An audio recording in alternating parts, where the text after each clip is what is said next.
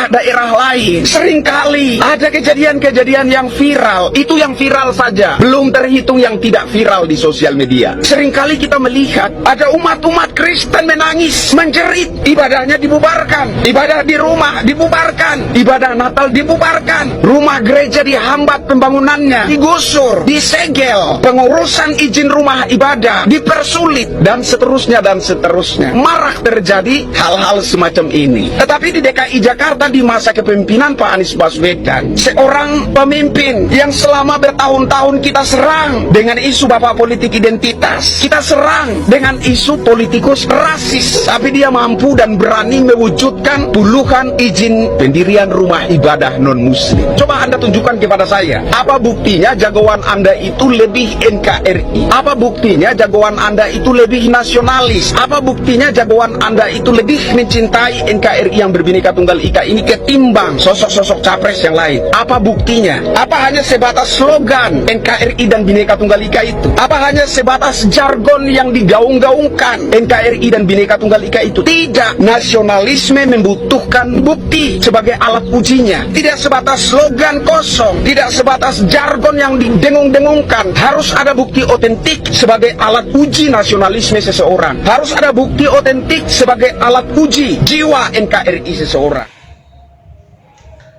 Salam Pancasila. Sahabat Pancasila, jika kita lihat visualisasi yang barusan lewat dari Bung Christian Yen Oni, salah satu pendukung Anies Baswedan, beliau secara keras menyampaikan bahwa Anies sudah melakukan pembangunan 34 rumah ibadah dan dia mempertanyakan bagaimana dengan jagoan, apa yang sudah dia lakukan. Lalu dia menyampaikan bahwa bagaimana Anies memimpin Jakarta dengan begitu damai, dan dia bertanya bagaimana dengan provinsi-provinsi lain yang pembangunan rumah ibadahnya dihalang-halangi. Sahabat Pancasila, pernyataan atau nyanyian Christian Yen Oni yang sangat bersemangat ini kemudian memantik saya untuk menyampaikan beberapa pikiran kritis terhadap saudara sahabat saya Christian Yen Oni yang dulu adalah pendukung Jokowi, pernah berada pada barisan Ganjar dan hari ini memberikan dukungan sepenuhnya kepada Anies Baswedan. Menarik jika mengikuti konten-konten Christian Yen Oni, dia begitu bersemangat, dia begitu berapi-api menyampaikan tentang dukungannya. Christian Yen Oni yang terhormat, jika hari ini Anda bertanya mana bukti bahwa Anies melakukan politik identitas karena Jakarta dalam kondisi yang sangat harmonis dan baik-baik saja, Anies mengeluarkan 34 izin untuk rumah ibadah non-muslim, maka pertanyaan terbalik yang mau saya sampaikan kepada Anda adalah ketika kemarin Anda begitu ribut tentang politik identitas, apakah Anda lupa bahwa Anies dalam pesta demokrasi DKI Jakarta ikut menunggangi kelompok-kelompok yang hari ini Anda sebut di berbagai daerah sementara menghalang-halangi pembangunan rumah ibadah bahkan kegiatan peribadatan orang. Kelompok-kelompok radikal ini adalah kelompok-kelompok yang kemarin suara dan pergerakannya ditunggangi oleh Anies untuk kepentingan DKI Jakarta. Jika hari ini Anda menyatakan DKI Jakarta baik-baik saja, maka bukankah begitu banyak kekuatan nasionalis yang ada di Jakarta karena Jakarta adalah ibu kota negara? Siapa yang coba merusak Jakarta, menghancurkan Jakarta, mengganggu stabilitas politik di Jakarta yang menjadi barometer politik nasional, dia berhadapan dengan TNI dan Polri yang markas besarnya ada di Jakarta. Dia berhadapan dengan pemerintahan yang sah yang hari ini mengeluh-elukan dan mengusung nasionalisme. Maka pernyataan Anda seolah-olah kehidupan Jakarta baik-baik saja sebagai buah tangan yang luar biasa dari seorang Anies Baswedan patut dipertanyakan. Apakah Anies menjadi begitu luar biasa hanya karena dia mengeluarkan 34 izin rumah ibadah, dia membuat Jakarta baik-baik saja, sambil melupakan bahwa proses Anies menjadi gubernur DKI Jakarta adalah proses yang dia lakukan atau dia lalui dengan cara-cara yang tidak baik secara demokratis. Anies menunggangi politik identitas yang menyebabkan negeri ini seolah-olah kehilangan entitas sebagai satu Indonesia. Anies adalah salah satu orator yang bermulut manis. Dia menebarkan pesan optimis dengan hasil yang sangat minimalis. Anies memberikan kenyataan atau fakta pembangunan yang sangat pesimis. Jika hari ini Anies begitu dibanggakan oleh Anda dan kawan-kawan Anda bahwa Jakarta dalam kondisi baik-baik saja, bukankah kemarin benih perpecahan dari proses naiknya Anies menjadi gubernur? Anies menikmati kekuasaan sebagai gubernur DKI setelah menunggangi, setelah menikmati, setelah mengikuti semua proses, setelah memberikan ruang kepada kelompok-kelompok radikalis yang berjuang atas nama ayat dan mayat untuk kepentingan Anies. Jakarta seolah-olah tidak memberikan ruang kepada Ahok, salah satu calon gubernur yang adalah non-muslim, hanya karena politik identitas. Jika hari ini Anda menyatakan bahwa yang kami ributkan atau yang para baser menurut Anda persoalkan Anies soal politik identitas adalah bukan soal kerja Anies saat ini, tapi soal proses Anies yang hampir menghancurkan Indonesia karena kegiatan-kegiatan gerakan politik kemarin yang sangat berbau sara. Sahabat Pancasila, Anies bahkan beberapa hari belakangan ini diupload secara luar biasa oleh pendukungnya tentang kegiatan ibadah yang dilakukan ke tanah Arab. Anies dalam kegiatan ibadah hajinya, dia diundang oleh kerajaan Arab lalu dianggap luar biasa. Pertanyaannya adalah, apakah kiblat kita harus soal Arab?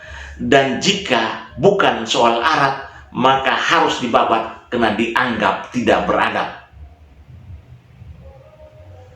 Kepergian Anies diundang oleh kerajaan Arab bukan urusan soal demokrasi kita, karena pemerintah Arab tidak pernah memberikan mandat atau daulat kepada kita untuk menentukan nasib dan kesejahteraan kita. Kedaulatan adalah milik sah kita. Demokrasi yang mau kita bangun adalah martabat kita. Kemanapun Anies melangkah atau siapapun calon presiden kita yang melangkah atau membangun hubungan dengan luar negeri, tidak harus menjadikan kita menentukan bahwa mereka bernilai atau tidak bernilai. Apakah hanya karena Anies ke Arab, Anies diundang, lalu Anies menjadi orang yang sangat terhormat, dan kita lain menjadi orang yang patut untuk dinistakan karena tidak mendapat undangan dari kerajaan Arab? Jika ini yang kita gembar-gemborkan, maka sesungguhnya kita sementara menjadikan bangsa ini adalah bangsa kelas 2. Sahabat Pancasila, jika sampai hari ini politik identitas masih terus digaung-dengungkan karena Anies sendiri mengaminkan bahwa dalam sebuah perjuangan politik, semua hal yang bersifat menguntungkan, termasuk perbedaan itu sendiri, tetap harus dimainkan untuk kepentingan kekuasaan.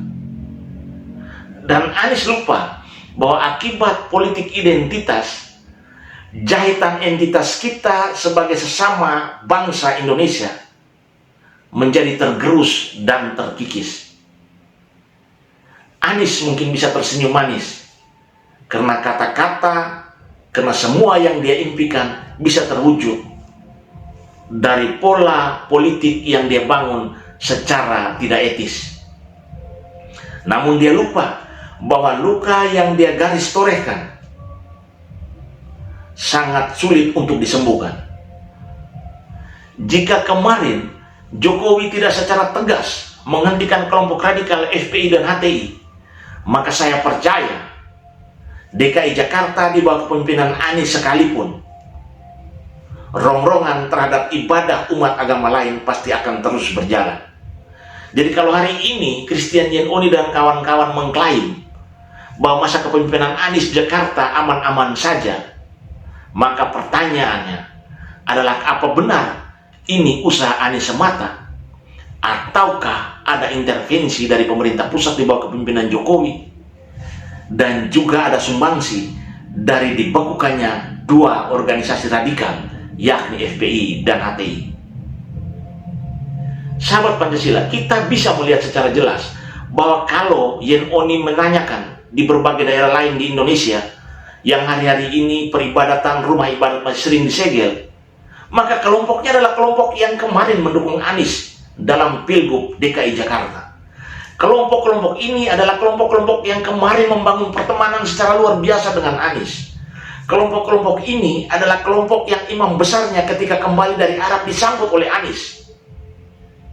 Lalu, apakah kita menafikan hal ini dan menyatakan bahwa Anies adalah seorang tokoh yang populis? Kita dan memori kolektif bangsa ini tentu tidak begitu bodoh untuk Anda belokkan dengan pernyataan Anda soal Jakarta hari ini. Karena Jakarta yang Anda bangun hari ini, seapapun harmonisnya, sebagus apapun pembangunannya, rintisan jalan yang Anda lakukan atau yang Anies lakukan adalah sebuah jalan yang sangat tidak baik untuk demokrasi. Sebuah jalan yang sesungguhnya sementara.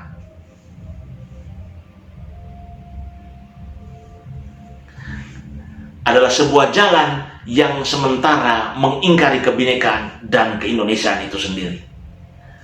Anies kemarin sesungguhnya sementara bermain api tentang kesatuan dan keutuhan Indonesia melalui politik identitas. Jika kacamata kita hari ini hanya menyorot soal pekerjaan Anies hari ini dan melupakan proses Anies menjadi gubernur DKI, maka sesungguhnya kita sementara salah melangkah. Kita sementara salah membangun persepsi. Kita sementara salah membangun mindset. Karena sesungguhnya hal yang benar, hal yang mulia hanya dilalui dengan cara yang benar dan mulia juga. Tidak boleh tujuan menghalalkan cara. Salam Pancasila.